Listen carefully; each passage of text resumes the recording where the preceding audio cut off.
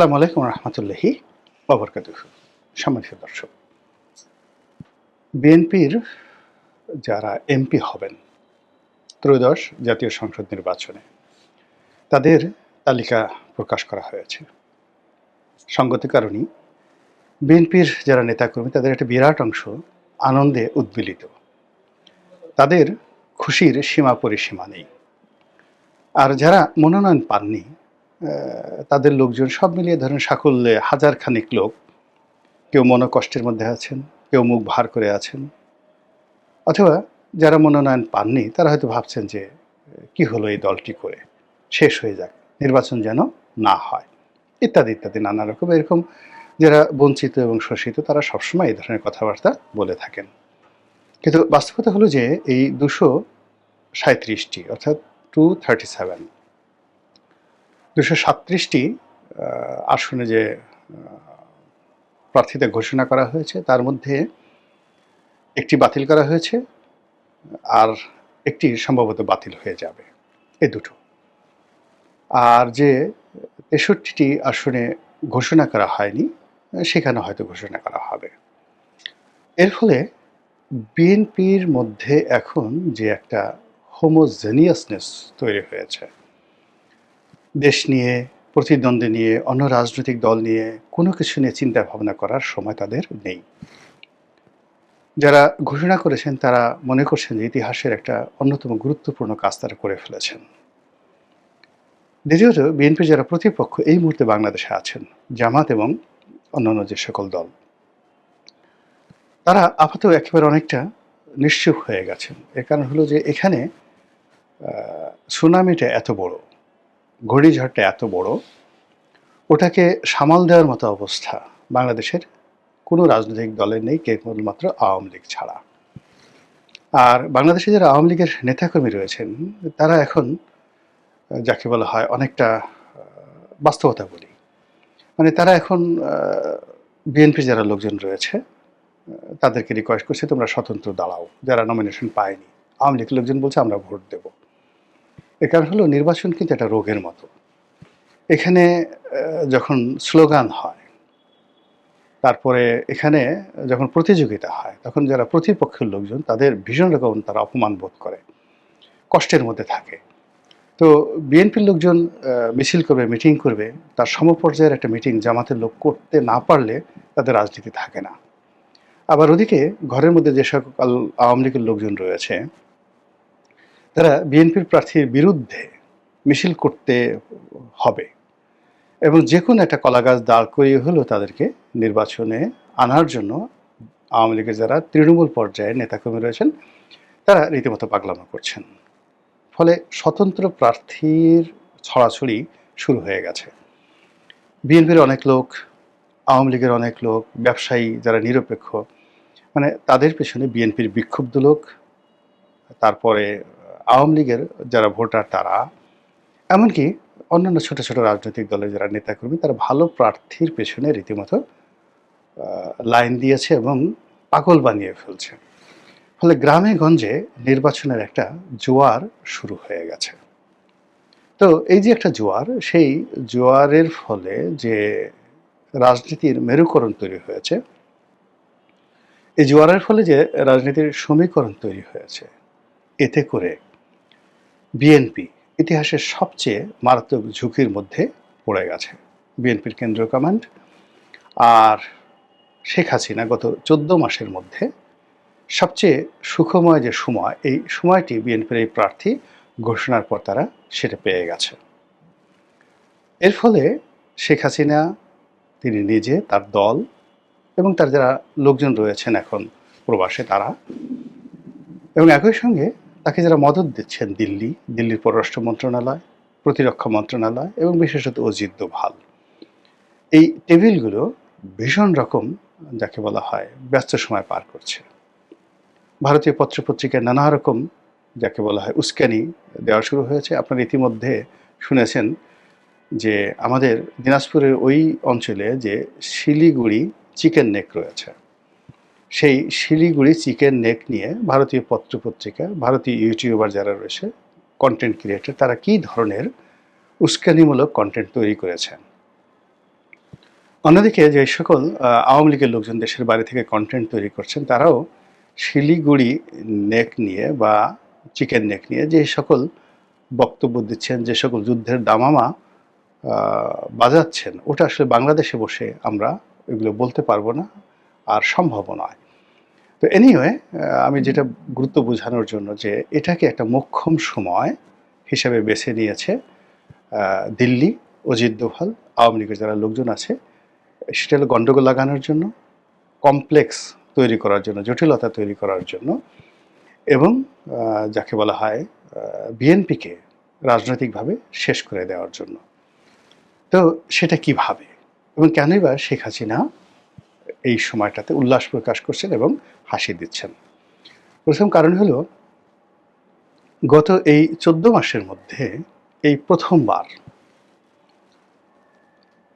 বিএনপিকে আওয়ামী লীগ মনে করছে যে তারা বেহেশত এবং দোজখের মাঝামাঝি জায়গাতে দাঁড়িয়েছেন, পোলসুরাতে দাঁড়িয়ে আছেন। এবং বিএনপি এখন যে জায়গাতে গেছে তাকে বাসলে গাজী, মরলে শহীদ, ঠিক না ঠিক এটাকে না বললে যদি বলেন যদি তারা সফল হয় তাহলে একদম পরিপূর্ণভাবে সফল, আর যদি ব্যর্থ হয় বাংলাদেশের রাজনীতিতে বহুদিন ধরে তাদেরকে দুর্ভোগ এবং দুর্দশা পোহাতে হবে, এবং তাদের নাম ইতিহাসে কিভাবে মুছে যাবে বা কিভাবে টিকে থাকবে এটা প্রশ্ন সাপেক্ষ বিষয়। কারণটা কি? কারণটা হলো, গত সেই 2006 থেকে আজ অবধি বিএনপি শুধু ক্ষয়িষ্ণু বা ক্ষয়িষ্ণুতার দিকে এগোতে এগোতে তাদের চিন্তা, চেতনা, কর্ম, প্রশাসনিক ক্ষমতা, দক্ষতা, সাংগঠনিক ক্ষমতা, দক্ষতা, সিদ্ধান্ত নেওয়ার ক্ষমতা সবগুলো মারাত্মকভাবে কমেছে। এবং আওয়ামী লীগের জুলুম এবং অত্যাচারে তাদের যে মেরুদণ্ড, সেই মেরুদণ্ড ভার বহন ক্ষমতা মাত্র 25 ভাগ আছে, আর 75 ভাগ কিন্তু 111 এবং শেখ হাসিনার জমানা শেষ করে দিয়েছে। তো এই যে only 25% capability to run a country, to run a government, to run a যাকে বলা হয় পলিটিক্যাল পার্টি, এটা সম্ভব নয়। 25% যোগ্যতা দিয়ে 100% নয়, 300% লোড এখন বিএনপিকে সামলাতে হচ্ছে। ভারত, আমেরিকা, চীন, বিশ্বের সুপার পাওয়ারগুলো, তারপরে বাংলাদেশের অর্থনৈতিক সমস্যা, তার সঙ্গে সঙ্গে বর্তমান রাজনৈতিক চাপ, সব মিলিয়ে যদি আপনি দেখেন তাহলে অতীতের যে কোনো সময়ের চাইতে অন্তত 300 টাইমস যে চাপ, এই চাপ এবং তাপ বিএনপিকে বহন করতে হচ্ছে। কিন্তু বিএনপির এটা বহন করার ক্ষমতা অতীতের যে কোনো সময়ের চাইতে মাত্র 1/4 আছে, এর বাইরে নেই।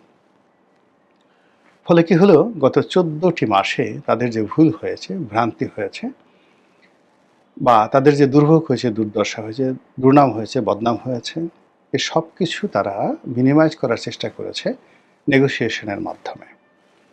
তারা জামাতের সঙ্গে নেগোসিয়েশন করেছে, এনসিপির সঙ্গে নেগোসিয়েশন করেছে, ডক্টর মোহাম্মদ ইউনূসের সঙ্গে নেগোসিয়েশন করেছে। কিন্তু যেই মুহূর্তে তারা প্রার্থিতা ঘোষণা করেছে, সঙ্গে সঙ্গে তারা সিঙ্গেল হয়ে গেছে, সিঙ্গুলার নাম্বার হয়ে গেছে। এখন এই মাঠে বিএনপি ছাড়া যারা আছে সবাই বিএনপির প্রতিদ্বন্দ্বী অথবা বিএনপির শত্রু।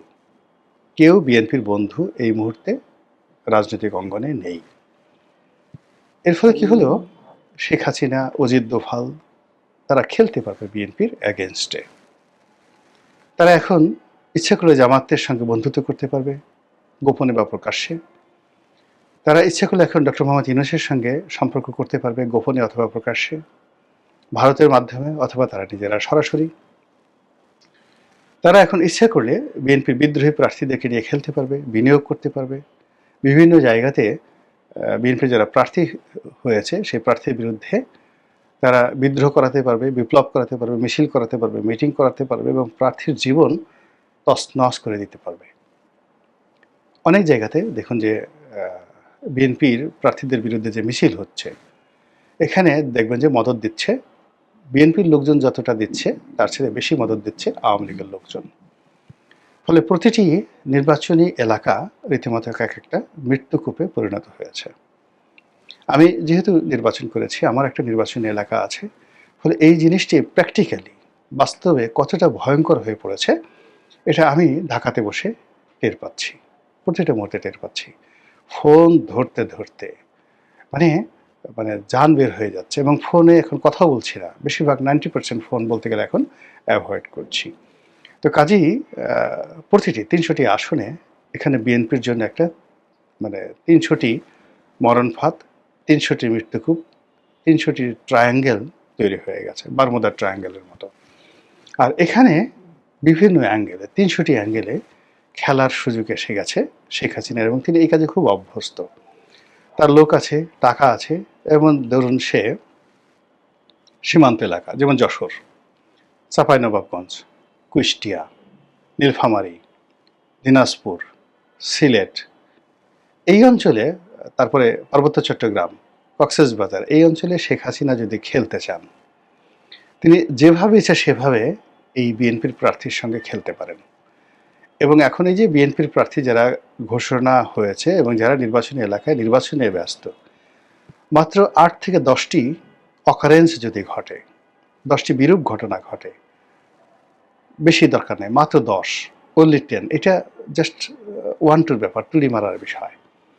এটা আওয়ামী লীগের আসতে হবে না। এই কাজে আওয়ামী লীগ জামাতকে দ্বারা ঘটায় দিতে পারে, বিকজ এই সীমান্ত এলাকাগুলোতে জামাতের যথেষ্ট প্রভাব আছে, প্রতিপত্তি আছে এবং সেই কাজটি জামাত করবে না বা আওয়ামী লীগ করবে না, এই গ্যারান্টি আপনাদেরকে কে দিল?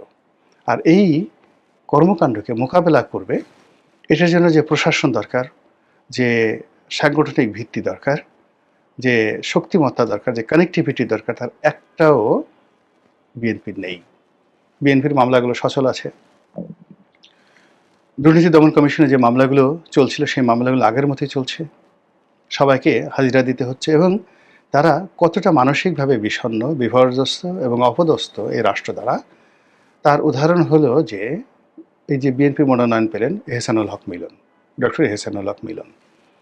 তো তিনি যদি নির্বাচিত হন, ধরে নেওয়া হয় তিনি মন্ত্রী হবেন। তিনি তার মেয়ের একটা গুরুত্বপূর্ণ অনুষ্ঠানে তিনি অংশগ্রহণ করার জন্য ব্যাংকক যাচ্ছিলেন।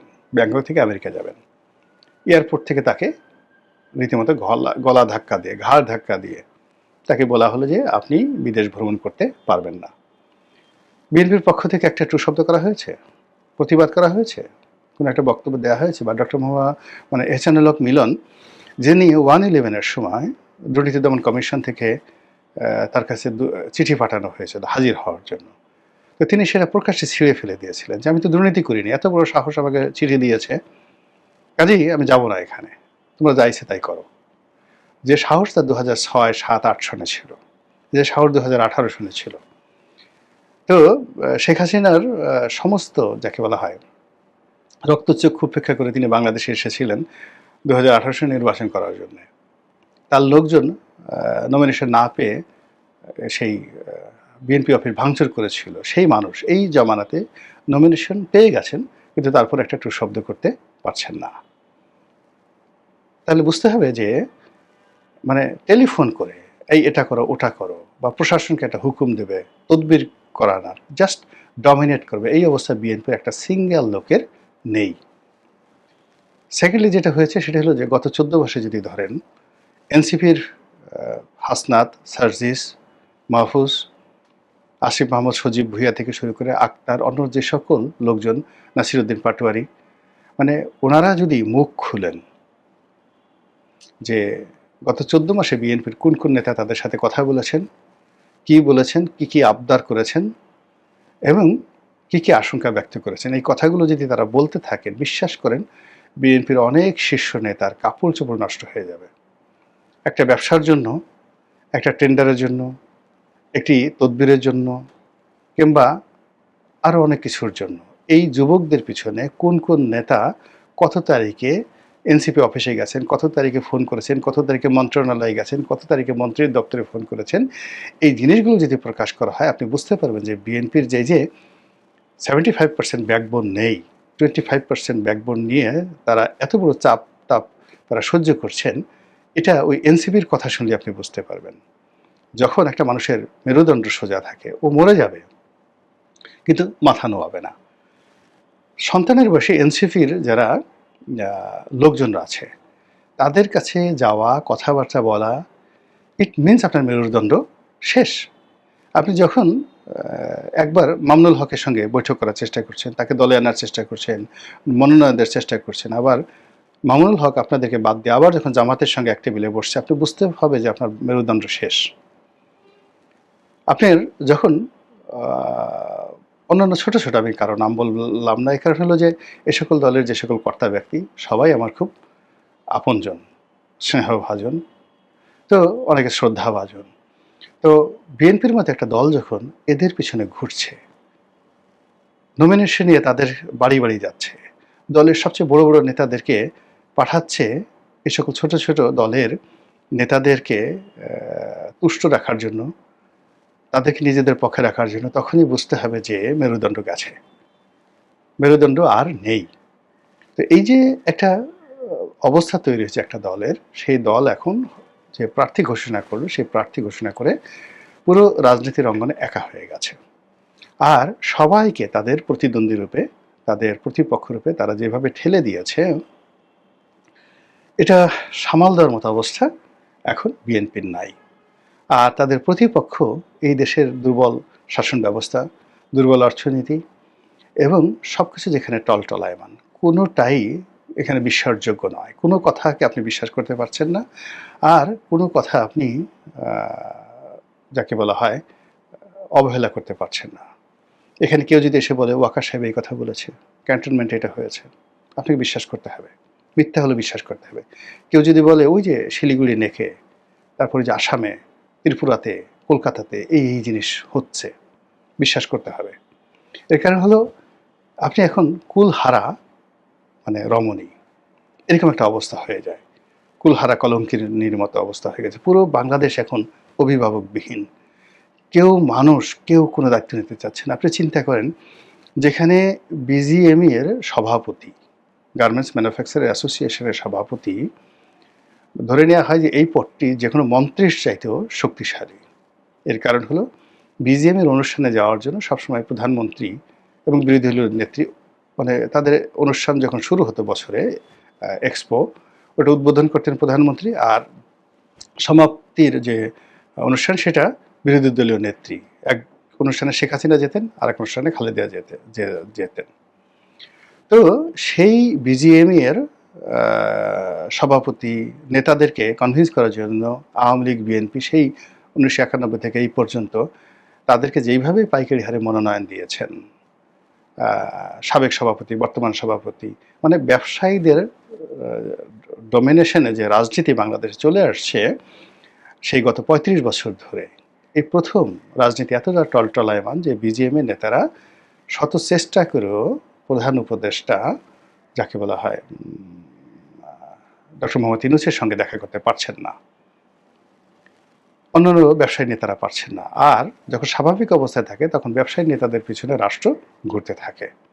তাহলে রাষ্ট্র এখন যারা পরিচালনা করছেন তারা এটাকে কুল্লু খালাসের পর্যায়ে পৌঁছে দিয়েছেন, যে রাষ্ট্রের কে ব্যাংকার, কে ব্যবসায়ী, কে দেশে রেভিনিউ দেয়, কে তাদের বেতন ভাতা যোগাচ্ছে, এটি নিয়ে তাদের মাথা ব্যথা নেই। আর অন্যদিকে যারা ব্যবসায়ী নেতৃবৃন্দ, তাদের যে ইগো ছিল, সেই ইগোটা এখন এমন পর্যায়ে দেয়ালে পিঠ থেকে গেছে, এখন তারা বলতে গেলে ভিক্ষুকের মতো গিয়ে যমুনাতে গিয়ে তারা সাক্ষাৎ প্রার্থনা করছে। ইট মিনস এভরিথিং কাঁপছে, টলটলায়মান করে কাঁপছে। সেই কম্পনের মধ্যে যখন সব কিছু অনিশ্চিত, কোনো কিছুতে বিশ্বাস স্থাপন করা যাচ্ছে না, আস্থা স্থাপন করা যাচ্ছে না, ঠিক সেই সময়টাতে বিএনপি সদল বলে একেবারে, ধরুন একটা লোক আইসিইউতে থাকে, লাইফ সাপোর্টে আছে, সেখান থেকে যদি সে লাভ দিয়ে উঠে বলে তলোয়ার আনো, আমি এখন আলেকজান্ডারের সাথে যুদ্ধ করব, তখন ওখানে যেটা ভয়ঙ্কর অবস্থা তৈরি হয়ে যায়। ঠিক এখন রাজনীতির ময়দানে যে টলটলায়মান অবস্থা, সেখানে হঠাৎ করে নির্বাচনের যে আমেজ এবং বিএনপির এই যে 237 জন প্রার্থীর সেই নির্বাচনী আবেগ, উচ্ছ্বাস সব মিলিয়ে যে উত্তাপ তৈরি হয়েছে, এটা ধারণ করার মতো অবস্থা দেশের রাজনীতির নেই, প্রশাসনের নেই, অর্থনীতির নেই। আর যেহেতু নেই, ফলে কি হচ্ছে, এটা যে পরিবেশ নষ্ট করছে, আর সেই নষ্ট পরিবেশে প্রতিপক্ষ সুযোগ নেবে, আনন্দ অনুভব করবে, উল্লাস অনুভব করবে, এটাই স্বাভাবিক। মহান আল্লাহ আমাদের সবাইকে হেদায়েত দান করুন এবং হেফাজত করুন। আসসালামু আলাইকুম ওয়া রাহমাতুল্লাহি ওয়া বারাকাতুহু।